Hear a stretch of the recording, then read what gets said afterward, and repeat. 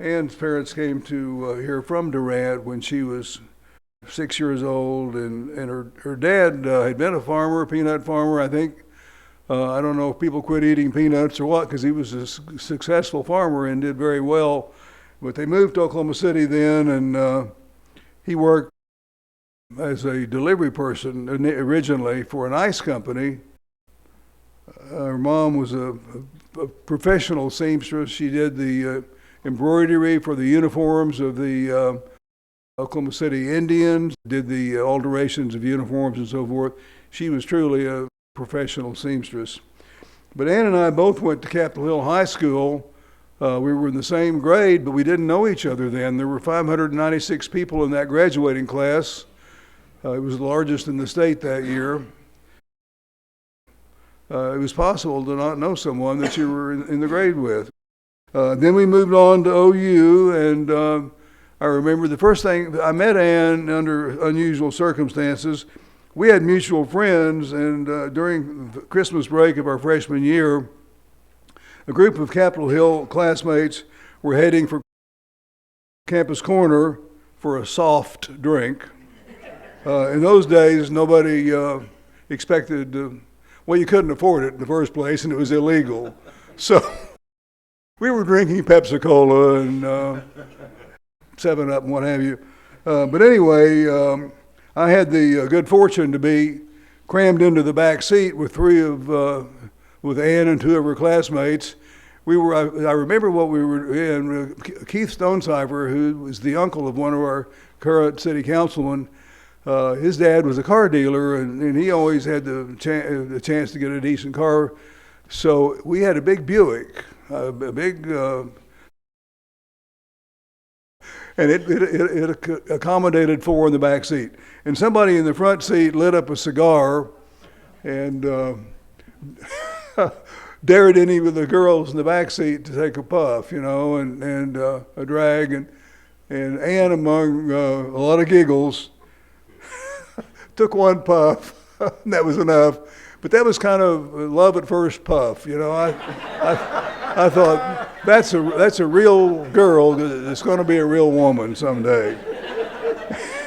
And anyway, there was no more smoking during the rest of the courtship. I can assure you of that. Back in those days, the strongest thing people smoked was unfiltered Camels, and pot was a word that referred to something you either sat on or cooked green beans in. So, anyway, our courtship lasted almost through our entire college experience.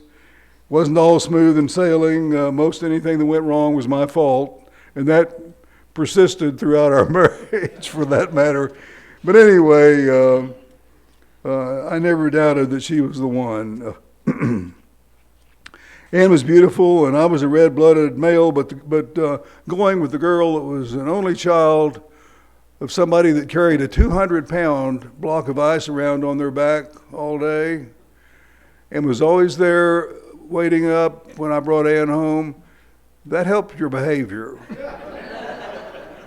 It gave you a real incentive to not get in trouble with her dad. Anyway,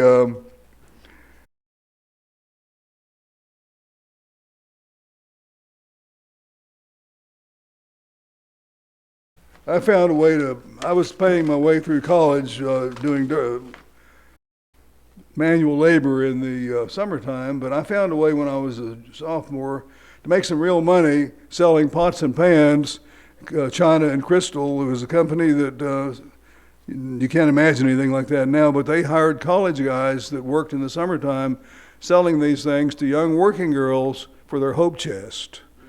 Does that sound a little antiquated? But anyway, that is what I did from that summer on through college.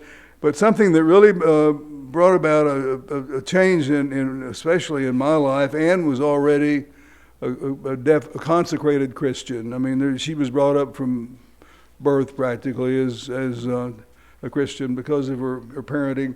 But Billy Graham in 1956 had a crusade at the fairgrounds. I think it lasted 10 days, and I would never have thought about going, but Ann insisted that we go to that, and we did, and I was kind of reluctant, but that 4 or 5 times that we went to that crusade really was the beginning of my realization that there was something missing in my life and that I wanted to have what they had.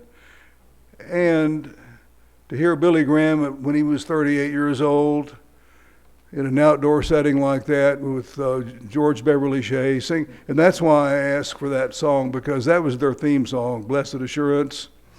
To hear George Beverly Shea sing that in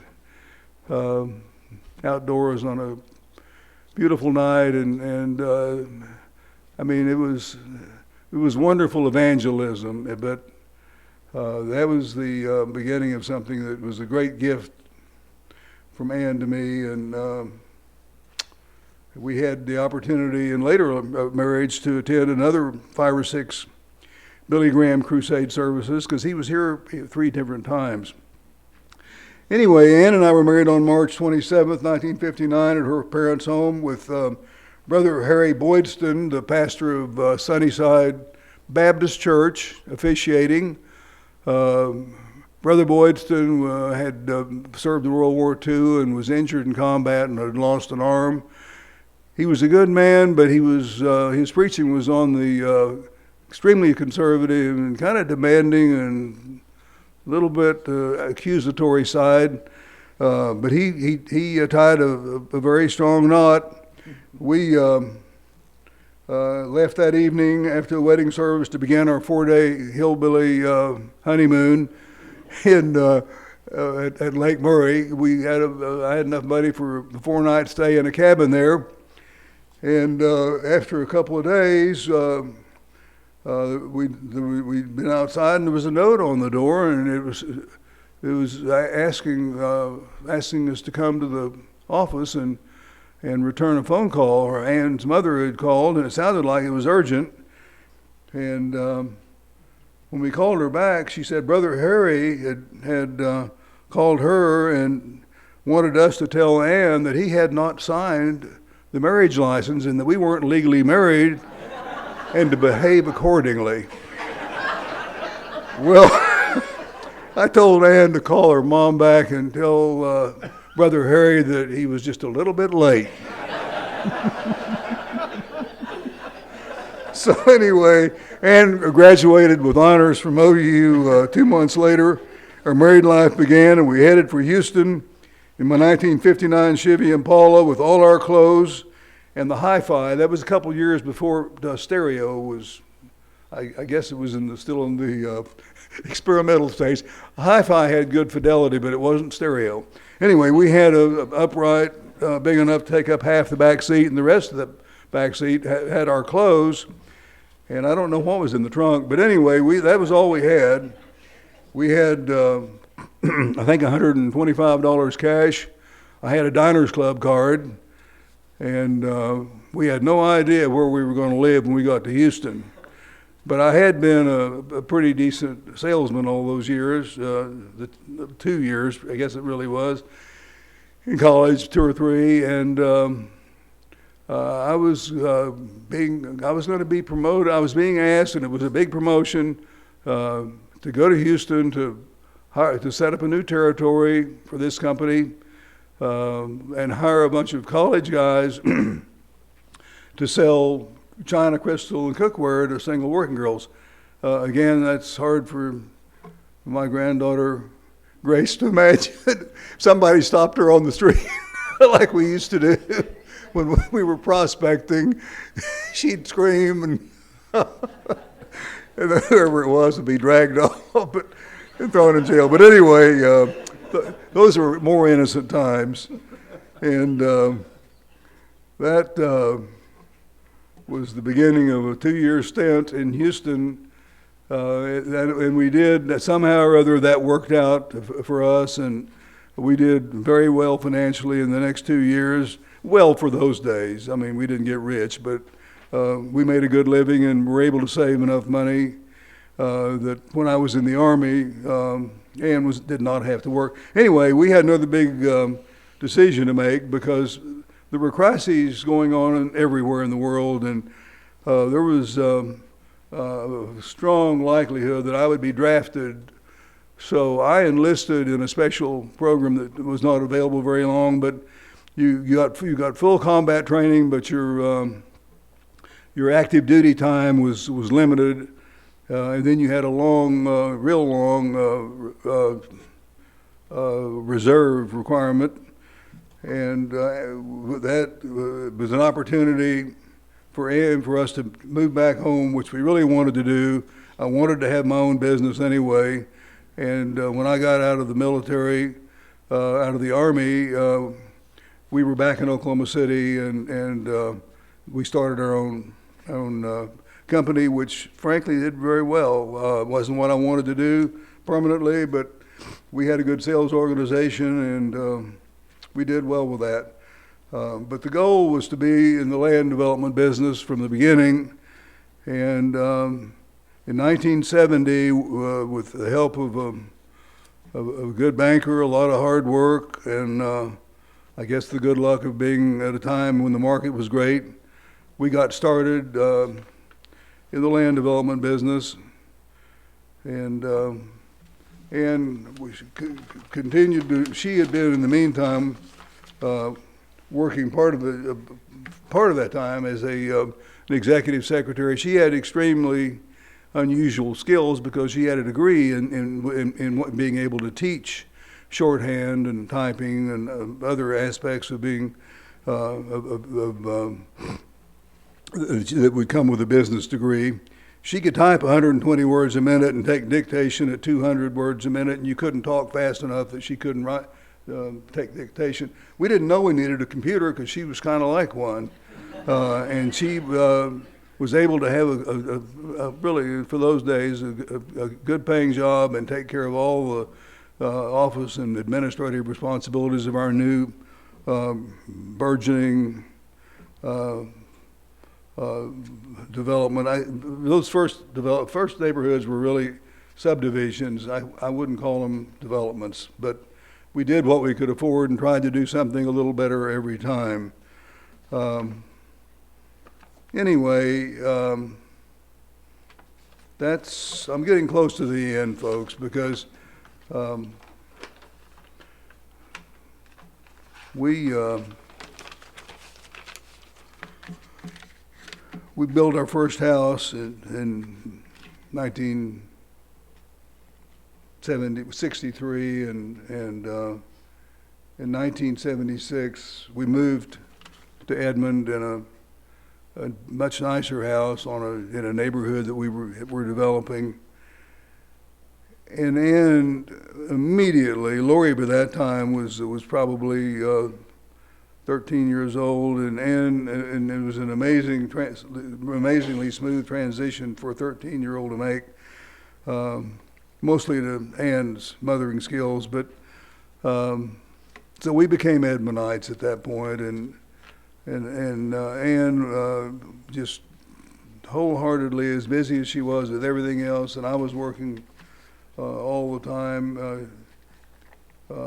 Lori had taken dance lessons since she was 4 years old, and Ann immediately got involved with their musical theater program, and Lori was kind of a star in high school, and she was still the light of our life. Can't talk about Lori. But anyway, our land development business was successful, but it was slowed by the oil bust and in the early 80s, and Ann had time to get involved in some of the social and political side of our industry, and Marty mentioned some of the things she did. She did a lot more than was mentioned. She never tried to make an issue of herself or anything about herself. Ann was in some ways a shy person, but she was a tremendous doer. Um, she was gifted with kind Christian parents that showed her an example of how to live your life. She was an exceptionally good wife and mother, and she played an equal role. Anything that I have achieved, and certainly played an equal role in anything we did that worked. And it's just it was so sad that the last 20 years of her life, she just wasn't herself anymore. And I know some people think that I should be grieving differently than I am, but the last 17 days of her life, she was being given continuously increased doses of morphine, and that's just not a way to live, and that's no way that Ann would have ever wanted to live, and as hard as it is,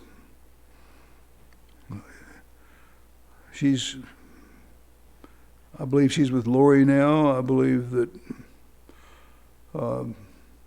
I don't understand or know exactly how all of that will be, but those of us that have committed our life to Christ have that to look forward to, and I believe that's where Ann is. I want to thank the caregivers that were here for Ann. I'm going to name them. I think they may all be here. The caregivers in the latter period of her illness, the last number of years, were Consuelo Sarmiento. Consuelo took care of Ann from 2008. She was the first person to take care of her. Carmen Sanchez, a long time caregiver that, there's Carmen back there. Yolanda, you'll have to, she's so short, you got to stand up tall. Yolanda, didn't you bring your grandson, Matthias? I've got a little something for him before you guys get away. Don't let him get away without it. And Judy Velasquez, I just love Judy. She was so good to Ann, and as they all were. But I was there more of the time when Judy was there because of her schedule. And Bonita Sellers, a great lady that helped Ann for a shorter period of time, but still several years. Those people fed Ann 3 meals a day. They bathed her. They took care of her in every way. And and Sandy Badger, where are you, Sandy? It's been a while since Sandy was working with Ann, but a wonderful lady, and another lady that I'm going to mention the name of because she was so good at Ann and would be here if she could, and that's Berlin Nelson. She's a great person that I wish and I'm going to make a point to see her right away. I thank you all so much for coming. I'm seeing so many people that I haven't seen in a long time that are dear friends, people I just love, and that Ann would just be so grateful and so thankful that you came. I can't start mentioning names because it's almost everybody that's here is here for Ann, and that's the way it should be, and I'm just so grateful and so thankful for that. And we will all go on from here.